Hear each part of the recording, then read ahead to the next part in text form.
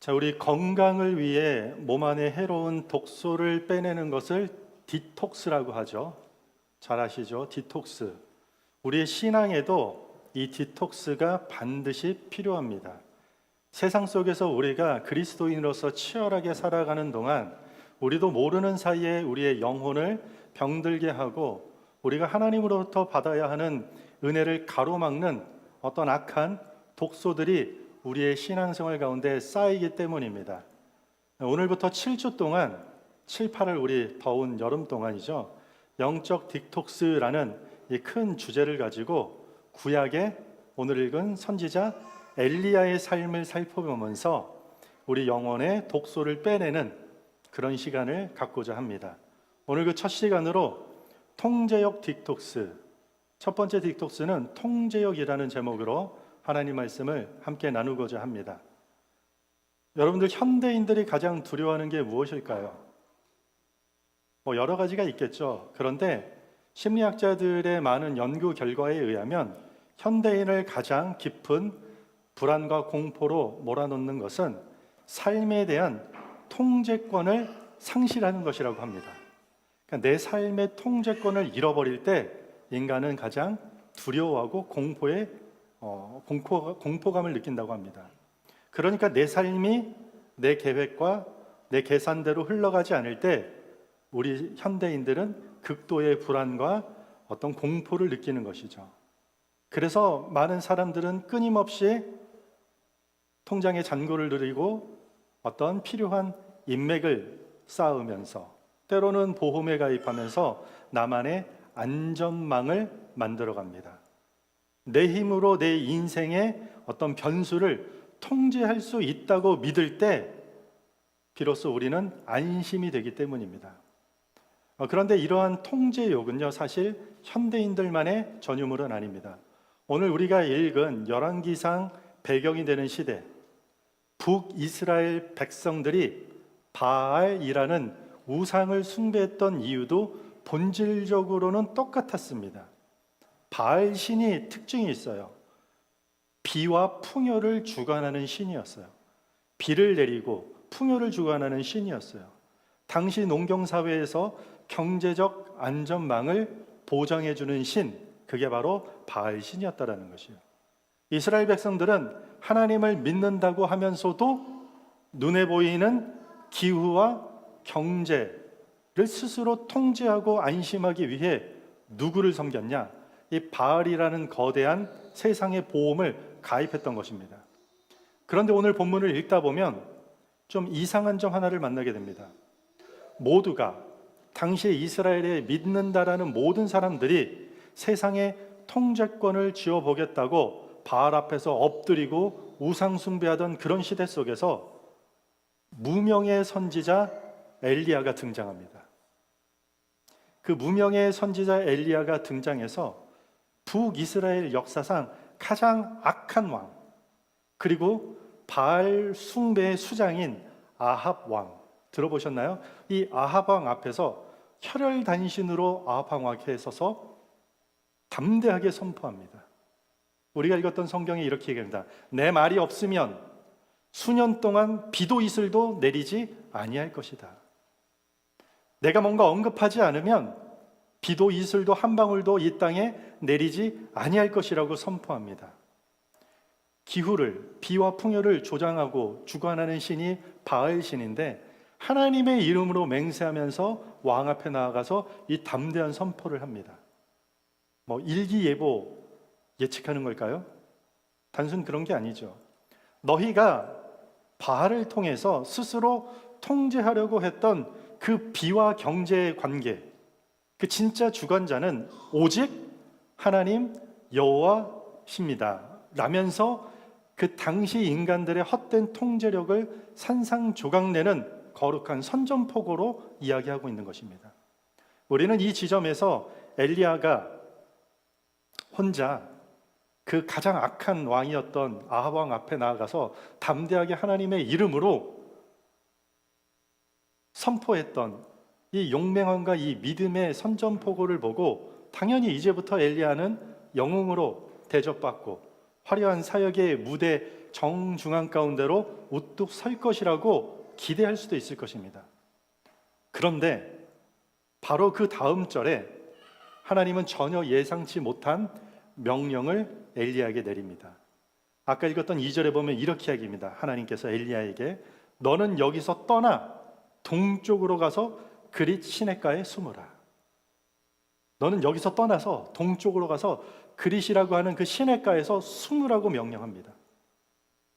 지금 혼자 몸으로 하나님의 이름으로 모두가 바알 앞에 우상 숭배하고 엎드리고 그런 악한 시대 속에서 하나님의 이름으로 믿음의 선포를 한 엘리야에게 너는 당장 동쪽으로 도망가서 그릿 시냇가에 숨으라고 명령합니다. 승리의 나팔을 불어야 될 바로 그 순간에 하나님은 엘리야를 어떤 사역의 무대 뒤에서 끌어내려서 인적이 없는 거친 광야의 좁은 계곡에 그냥 처박아 둡니다. 이렇게 신실하게 하나님의 이름으로 용맹하고 담대하게 믿음으로 선포했던 이 엘리야를 이렇게 그릿 시냇가에 숨으라고 명령하십니다. 왜 그랬을까요? 단순히 아합의 칼을 피하기 위해 하나님이 도피시켰던 것일까요? 오늘 본문을 자세히 들여다보면 내가 쥐고 있던 헛된 통제권을 하나님께서 무섭게 부수심으로써 진짜 생명을 주시려는 하나님의 은혜가 있다라는 것을 우리는 발견할 수 있습니다. 여러분, 사실 우리 신앙도 이와 비슷한 패턴을 갖고 있을 때가 있습니다. 하나님께 크게 쓰임받고 있던 순간, 내가 최근만큼은 그 누구보다도 믿음으로 담대하게 순종했음에도 불구하고 갑자기 이유를 알 수 없는 하나님의 침묵, 그 침묵의 시간이 찾아올 때가 있습니다. 뿐만 아니라 광야와 같은 고독한 시간이 찾아오는 것을 우리는 경험해 본 적이 있을 것입니다. 아마도 어떤 분들에게는 사업이 너무나도 잘 되는 시기에 갑자기 찾아오는 부도일 수도 있습니다. 어떤 분들은 사역이 부흥하는 시기 다음에 찾아온 건강의 위기일 수도 있을 것이죠. 어떤 분들에게는 관계가 회복되던 시기에 다시 찾아온 뜻밖의 배신감을 느껴야만 되는 참혹한 현실을 감당할 때도 있을 것입니다. 우리는 그 순간마다 하나님이 실수하셨거나 하나님, 제가 예배하고 기도하고 말씀 묵상하고 그렇게 순종했는데 어떻게 하나님 혹시 실수하신 건 아니십니까? 하나님 혹시 저를 잊어버리고 있는 것 아니십니까? 라고 생각합니다. 그러나 오늘 우리가 이 본문을 보면 그릿 시냇가에서 하나님이 엘리야에게, 그리고 오늘 우리에게 하시려고 하시는 일이 무엇인지를 함께 깨닫길 원합니다. 저희가 읽은 1절의 선포가 사실 매우 극적입니다. 엘리야는 스스로 아합 앞에 서서 여호와의 살아계심을 두고 맹세하면서 가뭄을 선언했습니다. 이스라엘 전역이 바알의 그늘 아래에 있던 그 시대에 단 한 사람이 홀로 일어나서 이스라엘 역사상 가장 악한 왕 아합 왕 앞에 나아가서 진짜 신이 누구인지를 선포하고 있는 것입니다. 하나님이 진짜 신입니다. 이 모든 우주 만물을 주관하시는 신은 바알이 아니라 하나님입니다.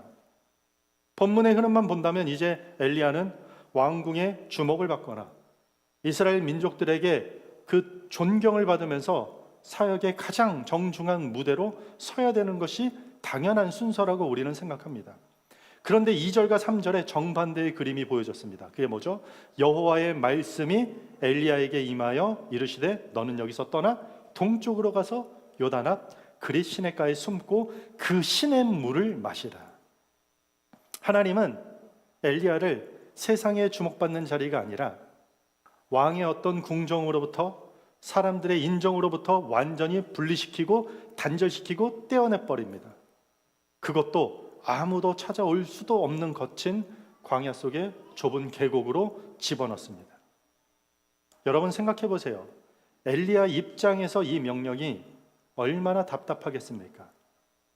하나님 말씀대로 순종했는데 하나님 방금 아합 앞에서 제가 담대하게 선포하지 않았습니까? 이제 백성들에게 나가서 여호와가 참된 하나님을 계속 증거할 수 있도록 길을 열어주십시오. 그런데 전혀 다르죠. 항상 성경을 읽으면 패턴이 그런 것 같아요. 하나님의 계획표는 언제나 우리의 계획표와 조금 다릅니다. 다르다라는 말은 하나님의 계획표가 우리의 계획표보다 더 한 발 더 나간다라는 뜻입니다. 하나님은 엘리야가 세상을 통해서 옳은 말을, 복음을, 하나님 나라의 확장된 진리를 외치기 전에 먼저 엘리야 내면이 그 외침의 무게를 감당할 만큼 비워지기를 원하셨던 것입니다. 표면적으로는 피난처처럼 보여요. 그러나 중요한 건 본문의 지명 하나를 자세히 들여다보면 하나님의 뜻이 훨씬 더 깊은 곳을 향하고 있음을 알게 될 수 있을 것입니다. 오늘 본문을 풀 수 있는 가장 중요한 단어가 하나 있어요. 그게 뭐냐면 그릿시네가예요. 그릿시네가. 동쪽으로 가서 그릿시네가로 가라는 것입니다. 성경이 구약 성경에서 말하는 동쪽은요, 상징성을 갖고 있어요. 부정한 뜻이에요. 부정한. 에덴 동산에서 쫓겨났을 때 동산 어느 쪽으로 쫓겨난지 기억하십니까? 동쪽으로 쫓겨납니다. 부정하다는 뜻입니다. 이스라엘 백성들이 제사를 드리기 위해서 짐승을 잡아서 각을 뜨고 짐승의 배설물을 성전 어느 쪽으로 버리나요? 동쪽으로 버립니다. 배설물을. 동쪽은 항상 부정한 곳입니다. 그 동쪽으로 가서 그릿 시내가에 머물라는 것입니다. 그릿이라는 뜻은 카라트라는 단어에서 파생됐는데 자르다, 단절되다라는 뜻이에요. 잘라내다, 단절되다라는 뜻이에요. 구약에서 이스라엘 백성들이 하나님과 언약을 맺을 때 짐승을 반으로 쪼개는 의식적 행위를 표현할 때 사용되던 단어예요. 피 묻은 단어이기도 합니다. 그게 그릿이라는 뜻입니다. 다시 말해 하나님이 엘리야를 그릿시네가로 보낸 것은 단순한 피난이라는 의미가 아닙니다. 세상을 향해 하나님께서 엘리야를 통해서 심판과 가문을 선포하는 대언자가 본격적인 그 하나님의 영광스러운 사역의 무대에 오르기 전에 하나님은 그 선지자가 그 엘리야 선지자의 내면에 도사리고 있던 그 어떤 것을 먼저 그릿, 잘라내고 단절되기 원하셨던 것입니다. 그게 무엇이었을까요? 엘리야는요, 지금 방금 아합 왕 앞에 가서 목숨을 걸고 담대하게 하나님의 이름으로 선포한 사람입니다. 그런데 바로 그 담대한 뒤편에들은 항상 그 뒤편에 우리가 순종하고 믿음으로 헌신하고 담대하게 고백하고 선포한 그 뒤편에는 사명자들이, 믿음이 신실한 자들이, 사역자들이 쉽게 빠지는 은밀한 확신이 함께 자라나기가 쉽습니다. 내가 이렇게 선포했으니까 아무도 바알 앞에 담대하게 선포하지 못하고 그 누구도 아합 왕 앞에 나서지 못했는데 내가 이렇게 이제 이 위기를 내 능력과 판단으로 헤쳐나갈 수 있다라는 확신을 마음속에 품을 수 있다라는 뜻입니다. 우리는 이것을 이렇게 말해요. 유능함, 탁월함, 용맹함, 철저한 계획성이라고 부를 수도 있죠. 물론 우리가 하나님 앞에 어떤 일을 할 때 성실하게 준비하고 책임 있게 살아가는 것은 절대 잘못된 것이 아닙니다. 그러나 그 뿌리 깊은 곳에 내가 내 인생의 방향과 공급과 안전을 끝까지 통제할 수 있다. 하나님을 통해서 통제할 수 있다라는 마음이 자리 잡을 때 우리는 그것을 믿음이라고 하지 않습니다. 그것은 통제욕이라고 합니다. 하나님을 통해서 상황을 바꾸고 하나님을 가지고 상황을 통제하겠다고 하는 것은 믿음이 아닙니다. 통제욕에 불과한 것입니다. 하나님을 신뢰하기보다 내 손에 모든 것을 쥐고 있어야 하는 안심되는 마음, 그것이 오늘 하나님께서 해독하기 원하는 영혼의 독소라고 이야기할 수 있는 것이죠. 그래서 하나님은 북이스라엘 전체 가뭄을 엘리야를 통해 선포하게 하신 뒤 엘리야를 먼저, 이 엘리야 선지자를 먼저 아무것도 통제할 수 없는 자리로 데려간 것입니다. 누구를 만날지, 어디서 어떤 사역을 할지도 모르는, 거기서 무엇을 먹고 마실지도 모르는 엘리야 스스로 정할 수 있는 것이 아무것도 없는 자리, 동쪽 그릿 시내가였던 것입니다. 그리고 그곳에서 하나님은 엘리야에게 가르치고 있는 것입니다. 엘리야야, 네가 너의 삶을 붙들고 있는 것이 아니라 내가 너를 붙들고 있단다. 머리로 아는 것이 아니라 온 삶으로 깨닫게 하시려고 하나님이 그릿 시내가로 데려간 것입니다. 세상의 모든 공급선이 완전히 끊어진 고립의 자리, 그것이 바로 그릿 시내가였던 것입니다. 생각해보면 우리 모두의 인생에도 저마다의 작은 안전망이 있습니다. 어떤 사람에겐 통장의 잔고일 수도 있고, 어떤 분들에게는 내가 지금껏 쌓아왔던 그 수많은 인맥일 수도 있습니다. 어떤 사람에게는 자신의 학력, 자신의 어떤 일터에서 실력, 내 직업의 어떤 쌓아온 커리어일 수도 있습니다. 우리는 이 안전망을 신앙이라는 이름으로 포장하기도 합니다. 내가 이만큼 기도했으니, 내가 이만큼 헌신했으니, 하나님, 저 믿지 않고 저렇게 사는 사람들에 비해서 매주 저는 주일 예배 출석하며 크리스찬으로서 하나님 비교적 괜찮게 살았으니 하나님이 나 같은 사람들은 반드시 지켜주실 것이다. 그러나 그것이 만약에 하나님을 신뢰하는 믿음이 아니라 내 삶에 놓인 수많은 문제와 염려들, 그것을 예측 가능하게 만들려는 수단이 될 때, 그것 역시 통제욕의 또 다른 얼굴이 될 수 있다는 것입니다. 하나님을 의지한다고 말하지만 실제로는 내가 붙들 수 있는 무언가가 있어야만 안심하는 것이 될 수도 있죠. 우상 숭배가 그런 성격입니다. 그 우상을 통해서 뭔가를 통제하려고 하는 마음. 그런데 어느덧 우리가 하나님을 통해서 뭔가 통제하려고 한다면 그것을 우리는 믿음이라고 말하기가 어렵죠. 겉으로 보여지는 건 믿음과 똑같은 외형을 취할 수 있지만 실제는 깊이 파고 들어가 보면 믿음이 아니라 나의 통제욕이 될 수도 있다는 뜻입니다. 여러분 가운데서도 혹시 지금 인생의 그릿 시내가에 서 계신 분이 계십니까? 내 스스로 아무것도 통제할 수 없고 아무것도 할 수 없는 그런 자리에 서 계신 분들 계십니까?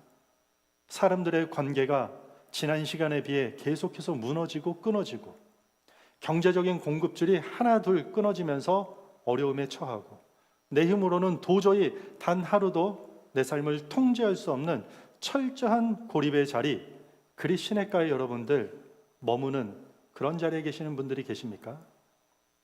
우리는 그 자리에서 이렇게 울부짖습니다. 버림받은 것 같고, 하나님이 나는 사랑하지 않은 것 같고, 뭔가 내가 작은 잘못 하나 때문에 내가 벌 받는 것일까? 지난날 나의 어떤 작은 죄까지 다 들추어서 하나님, 혹시 내가 이것 때문에 이 시간 내가 이렇게 힘들게 보내야 됩니까? 라면서 자신을 자책하고 스스로를 원망하거나 아니면 하나님께 울부짖을 때가 있습니다. 그러나 사실 영적인 눈을 뜨고 보면 때론 우리가 머무는 삶의 그릿 시내가, 그곳은 우리가 버림받는 자리가 아닙니다. 내가 붙들어야 산다라는 오래된 통제욕을 하나님께서 뽑아내시려는 거룩한 영적 훈련의 장소가 되기도 합니다. 왜 나를 아무것도 할 수 없는, 아무것도 내 스스로 통제할 수 없는 곳으로 하나님이 나를 인도하셨나? 그 통제욕을 하나님께서 뽑아내기 위한 거룩한 변화의 현장이라는 것입니다. 내 힘이 완전히 0이 되고 내 통제권이 산산조각 나는 그 지점에서만 아이러니하게도 우리 모두는 비로소 하나님을 향한 철저한 의존이 시작되기 때문입니다.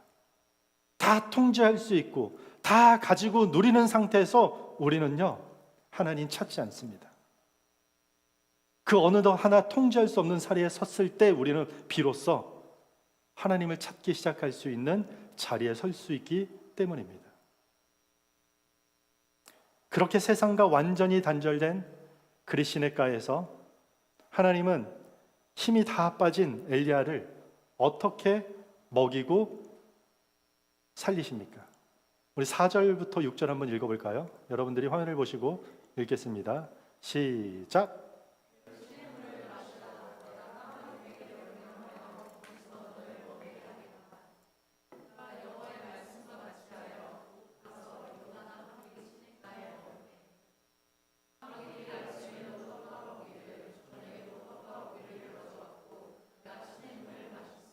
아멘. 많이 들어본 이야기인가요? 제가 전도사 사역을 할 때 만나는 목사님들이 항상 그런 이야기를 했어요. 전도사 사례비 정말 적고요. 그 사례비로 뭐 가족을 생계를 책임질 수가 없어요. 그러면 단골 멘트가 있어요, 목사님들의. 전사님, 까마귀가 먹여다 주는 거를 경험해야 됩니다. 그 은혜를. 어릴 때 이 이야기는 하나님은 짐승을 통해서도 하나님의 자녀를, 하나님의 백성을 먹이시는구나라고 낭만적으로 저는 생각해 왔습니다. 하나님 참 대단해. 어떻게 까마귀를 통해서 엘리야를 먹였었을까? 그런데 그거는 우리의 관점입니다. 율법에 정통했던 유대인 엘리야의 자리에서 이 사건을 생각해 보면 조금 다릅니다. 레위기 11장 15절에 보면은요, 까마귀는 이렇게 이야기합니다. 가증하고 부정한 새라고 이야기합니다. 동물의 사체를 파먹는 불결한 짐승으로 인식되어 있습니다. 여호와의 거룩한 선지자, 그리고 바알과 싸우던 영적 대장부 엘리야가 매일 아침 저녁으로 부정한 짐승이 물어온 정체 모를 고기와 떡을 받아 먹어야 됐던 것입니다. 이것은 엘리야의 입장에서 보면 엄청난 영적인 모멸감이고 그들의 신학적인 관점에서 납득할 수 없는 환경이었습니다. 하나님, 깨끗한 비둘기도 있는데 왜 하필 부정한 까마귀입니까? 제 체면이 뭐가 됩니까? 그런데 하나님은 의도적으로 까마귀를 보내셨던 것입니다. 엘리야의 내면 깊은 곳에 남아있는 그 알량한 율법적 자존심, 그 알량한 종교적 우월감마저도 완전히 디톡스, 다 해독시키기 위함이었던 것입니다. 하나님은 지금 마치 이렇게 말씀하시는 것 같습니다. 엘리야야, 네가 거룩해서 사는 거 아니야. 너의 종교적인 대단함과 너의 율법의 충성심 때문에 사는 것이 아니야. 네가 잘나서 사는 것이 아니야. 오직 내가 베푸는 것으로만 너는 살 수 있단다 라고 이야기하고 있는 것입니다. 우리도 종종 하나님의 은혜, 하나님의 도우심을 구하면서도 그 응답의 방식마저도 우리가 통제하려고 할 때가 있습니다. 하나님, 응답해 주세요. 그런데 제 자존심 상하지 않게 응답해 주세요. 하나님, 이왕이면 저런 거 말고 훌륭한 통로를 통해서 응답해 주세요. 하나님, 이렇게 저에게 주세요. 이왕이면 이렇게 문제를 해결해 주시고 저 사람을 통해서 은혜를 주세요. 그런데 어떻습니까? 하나님은 때로 우리가 가장 꺼리는 사람, 가장 비참하다고 여기는 환경 속으로 우리를 집어넣어요. 내 자존심이 바닥까지 꺾이는 방식을 통해 우리를 먹이실 때가 있다는 것이요. 자존심 상해요. 이렇게 먹기 싫은데 이렇게 먹이세요. 내가 이렇게 도움받기 싫은데 이렇게 도움받게 하시나. 지금 엘리야가 그랬다는 것이요. 내 안에 영적 교만이 깨지지 않으면 우리는 결코 십자가의 은혜를 온전히 받아들일 수 없기 때문입니다. 하나님이 이런 방식을 너무 특이하시고 이상한 성향을 가지셔서 하는 것이 아니라 우리의 성정이 그렇기 때문에 그렇게 하지 않고서는 우리가 하나님을 바라보고 하나님의 은혜를 붙잡을 수 없기 때문이라는 것이요.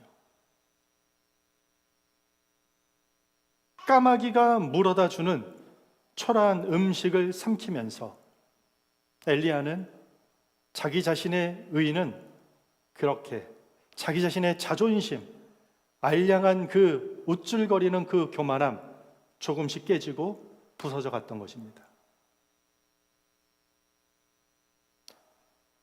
목회 초년병들 있잖아요. 초년생들. 저도 목회를 처음 시작할 때는요, 제가 대단한 일을 할 것이라고 착각이라고 해야 될까요? 자신감이 넘쳤어요. 밴쿠버에 오면 진짜 너무 유명해질 것 같아서 걱정도 했어요, 속으로. 그런데 목회를 시작하면서 하나님의 어려움을 주시는 것이에요. 몇 년 동안 제가 울면서 기도했어. 도대체 제가 응답받고 온 이 길에서 도대체 이게 무슨 상황입니까? 그렇게 2년, 3년이 지나면서 제가 철저하게 깨달은 게 있어요.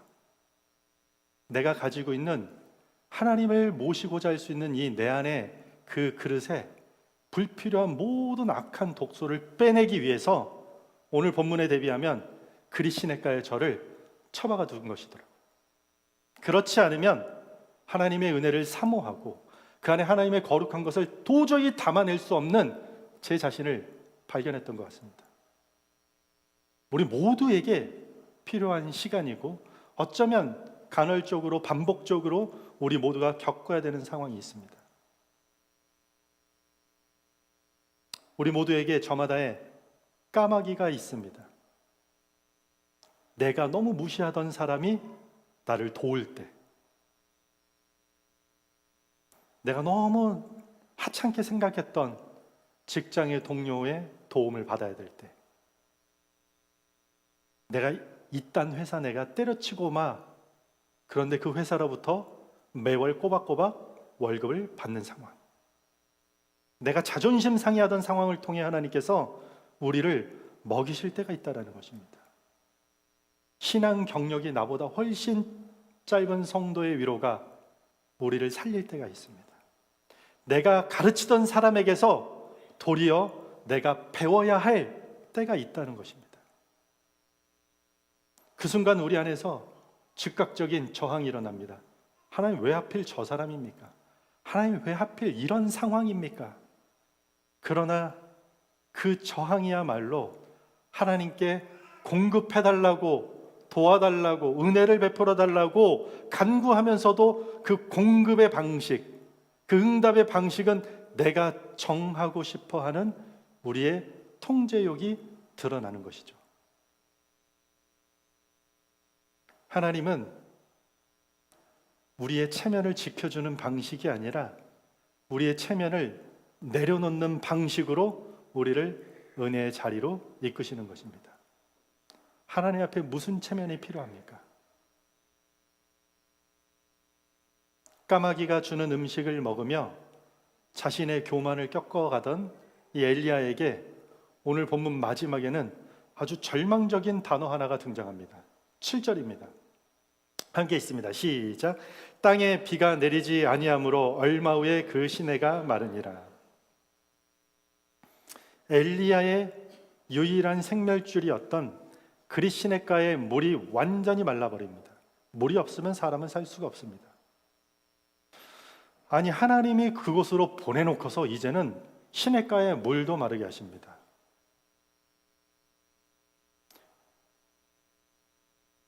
하나님 주소를 잘못 보내셨나? 하나님이 선하신 하나님이 않는구나. 선한 하나님이 아니구나. 유일한 생명줄이었던 그리시네가의 물을 완전히 말라버립니다. 우리는 이런 질문할 수 있습니다. 전능하신 하나님이 그 좁은 시냇물 하나 마르지 않게 하실 능력이 없으셨겠습니까? 아니죠. 하나님은 의도적으로 그 시냇물을 마르게 하십니다. 왜 그렇게 하셨습니까? 그리로 보내놓고서 까마귀가 가져다주는 고기를 먹게 하시고 그 물을 먹게 하셔서 하나님이 공급하신다는 걸 알게 하시면서 깨닫게 하셨으면 됐지 왜 또 거기서 그 시냇물을 마르게 하셨습니까? 만약 시냇물이 마르지 않는다면 엘리야는 어떻게 됐을까요? 그는 분명히 아침 저녁으로 찾아오는 까마귀, 마르지 않는 그리시냇물을 자신도 모르게 새로운 통제 수단으로, 작은 우산으로 삼았을 것입니다. 기독교 역사의 반복입니다. 하나님을 바라보는 대신 하늘의 까마귀, 그림자, 하나님을 바라보는 대신 시냇물의 물 수위만 확인하면서 스스로 안도했을 것입니다. 하나님이 그릿 시냇가에서 끊어내려고 하신 것은 왕궁과 관련된 어떤 인맥도 아니고 사람들의 인정도 아니었습니다. 엘리야 자신도 모르게 붙들고 있을 수 있었던 통제의 욕구였던 것입니다. 하나님이 보내셔서 하나님이 주신 시냇물마저도 내 생존을 보장해주는 확실한 장치로 붙들고 싶은 그 마음, 하나님보다 내가 확인할 수 있는 공급원을 더 의지하려는 마음이었다라는 것이에요. 하나님은 우리가 받은 축복 그 자체에 안주하면서 그것으로 내 인생을 다시 통제하려고 할 때 단호하게 그 시냇물도 말라버리게 하십니다. 분명 하나님 주신 게 맞아요. 좋은 만남을 주시고 좋은 물질을 주시고 관계를 주시고 직업을 주시고 환경을 주시고 해결할 수 있는 길을 주심에 맞아요. 그런데 그것을 마르게 하실 때가 있다는 것이요. 그것조차도 그것 때문에 하나님 바라보지 못하게 할까 봐, 그 사람 때문에, 그 응답 때문에, 그 축복 때문에, 그 도우심 때문에 다시 하나님을 바라보지 못할까, 하나님께서는 다시 그릿 시냇가를 마르게 하십니다. 마른 시냇물은 오히려 우리를 향한 하나님의 가장 강력하고 자비로운 이동 명령이 됩니다. 이동하라는 명령이 됩니다.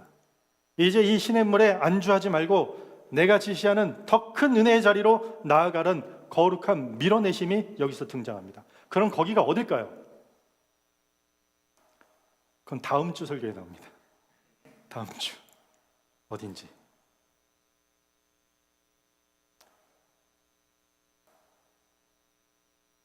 말씀을 정리하고자 합니다. 혹시 여러분들이 붙들고 있었던 통장의 시냇물, 관계의 시냇물, 건강의 시냇물이 바짝 말라서 두려워하고 하나님이 실수하고 계신 건 아닌가 걱정하고 계십니까? 하나님 나를 버리신 것 아닙니까? 라고 원망하고 계십니까? 그 절망의 바닥에서 우리는 영적인 눈을 떠야 될 필요가 있습니다. 시냇물이 마르는 바로 그 순간, 내 힘이 완전히 방전된 그 순간 비로소 하늘의 문이 열리기 때문입니다. 우리가 읽지 않았지만 바로 8절로 넘어가면 시냇물이 마르자 바로 이렇게 8절이 기록합니다. 여호와의 말씀이 엘리야에게 임하여, 즉각적으로 여호와의 말씀이 엘리야에게 임하면서 그를 다시 살리고자 하는 은혜의 자리로 이끄십니다. 이 철저한 단절의 은혜는 구약의 엘리야 한 사람으로 끝나지 않습니다. 신약 성경에 대표되는 우리의 영원히 마르지 않는 생수를 주시기 위해 철저히 세상과 그릿 단절되시고 하나님 아버지로부터 버림받으신 참된 엘리야가 누굽니까? 예수 그리스도 아닙니까? 예수님은 십자가 위에서 마지막에 이렇게 이야기합니다. 엘리 엘리 라마 사막다니, 나의 하나님 어찌하여 나를 버리셨나이까? 라고 절규했습니다.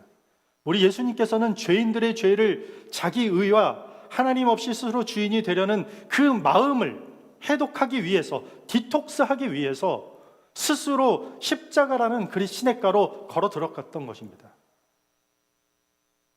하나님 아버지와 생명의 교제가 완전히 끊어지는 형벌을 우리 대신 받으셨다는 것이요. 십자가 위에서 예수님의 생명수가 완전히 말라버렸기에 이렇게 이야기했잖아요. 내가 목마르다고 하셨기에 우리 영혼에는 더 이상 영원히 마르지 않는 십자가의 보혈과 생수가 흘러 들어오게 된 것입니다. 우리는 그것을 구원이라고 말하는 것입니다. 그러므로 복음, 굿뉴스, 복된 소식, 우리 두려워할 필요가 없습니다. 내가 무언가를 통제하지 못하는 상황이 온다고 해도 두려워하거나 공포의 순간에 빠질 필요가 없습니다. 여러분들의 삶은 통제력을 잃은 것이 아니라는 것이에요. 예수 믿는 사람들이 통제할 수 있는 것이 없다? 할렐루야, 아멘. 하나님께서 내 모든 통제욕을 꺾으시는 거잖아요. 그리고 은혜의 자리로 하나님이 공급하시는 그리 시냇가로, 거기서 뭔가 또 다 끊어졌다. 하나님께서 다시 사르밧 과부의 집을 통해서 하나님께서 더 큰 은혜의 자리로 나를 이동시키는구나.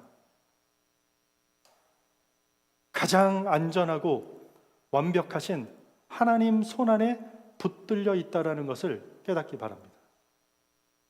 스스로 할 수 있는 것이 없다라는 건 여러분들, 그게 되게 힘든 일이잖아요. 그런데 그게 가장 감사한 상황이기도 합니다. 믿음 생활에 가장 어려운 게 무엇일까요? 할 수 있는데 하지 않는 것이에요. 할 수 없는 게 차라리 나아요. 돈이 있는데 돈으로 생색내지 않고 섬겨야 되는 것. 내 명예, 내 권력이 있는데 그 권력을 함부로 쓰지 않고 내 명예를 드러내지 않는 게 어려운 일이에요. 목사님, 저는 돈도 없고 명예도 없고 권력도 없어요. 감사해야 될 자리입니다. 죄 지을 환경이 안 되는 거예요. 하나님은 지금 여러분들 내면에 있는, 내가 이것을 붙들어야 산다, 내가 좀 통제하면 좀 내 삶에 안정감을 느낄 것 같다라는 그 오래된 독소를 조용히 하지만 확실하게 빼내고 계신다라는 사실입니다. 이번 한 주간 여러분들의 삶에서 마르고 있는 시냇물이 무엇인지 조용히 삶을 살펴보시기 바랍니다. 그리고 그 마름 앞에서 원망 대신 우리 모두 이렇게 기도하면 좋겠습니다. 하나님, 저는 이 시냇물이 제 힘인 줄로 알았습니다. 하나님, 이제 그것 내려놓겠습니다. 다 내려놓겠습니다. 저를 살리시는 분은 시냇물의 물도 아니고 고기를 가져다 줬던 까마귀도 아니라 오직 하나님 한 분임을 고백합니다. 집에 가서 한번 이렇게 기도해 보세요. 그렇게 입술을 열어서 잠들기 전에 한번 기도해 보시기 바랍니다. 그 고백이 있는 자리에서 하나님은 반드시 마르지 아니하는 그 다음 단계의 은혜로 우리를 인도하실 것입니다. 마른 시냇가를 원망했던 입술, 이제 닫길 바랍니다. 까마귀를 통해서 저를 도우신다고요? 이런 상황을 통해서 하나님 일을 지금 응답하시겠다라고요? 거부했던, 불평했던 그 교만한 우리의 자세, 주님 앞에 이제 고개를 숙이시기 바랍니다. 그리고 나를 위해 십자가에서 완전히 끊어지고 이미 우리보다 영원히 목마르셨던 예수 그리스도의 은혜만을 전적으로 의지하는 저희 되기를 원합니다. 그때 내 통제욕의 독소가 빠지고 내 손에 쥐고 있던 그 불필요한 것들을 다 내려놓는 그 자리에서 하나님의 또 다른 은혜의 공급이 시작될 것이라고 확신합니다. 그 은혜와 복을 누리는 디렉션 교회 모든 성도들 되시기를 주님의 이름으로 축복합니다.